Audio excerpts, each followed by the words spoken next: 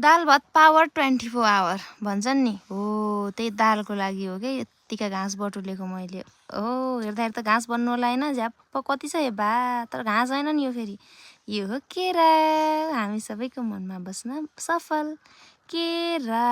मटर भन्छ नि होइन तर यसरी केलाएर मैले कोसाबाट छुट्याएर यतिको दाना बनाएँ दालको लागि त दाना चाहियो नि त होइन यो सुकेर ल हेर्नु त यस्तो भयो त्यस्तो हरियो दाना थियो नि त हरियो त होइन आधी त सुकेकै थियो प्यालो थियो होइन ल हेर्नु सुकेर यस्तो भइसक्यो अब यो रेडी भयो अब मैले यसलाई बट्टामा खन्याउँछु बट्टा हेर्दा हल्का कालो देखिन्छ नि कालो देख्यो भने हाम्रो मन त सफै छैन बट्टा मात्र हल्का कालो हो कि वेल यो म एक्सचेन्ज गर्छु यो बट्टा रिप्लेस गर्छु मैले अरू केही नभेटेर खन्याउने भाँडा यसमा हालेको हो अहिलेको लागि त्यतातिर ध्यान नदिनु होला ओहो बिर्को झन् हेरि नसक्नु रहेछ अब जस्तो सुकै होस् ल बट्टा त आयो केराउ पनि आयो यही हो दाल है त ल दाल भात पावर 24 आवर केराउको दाल हिही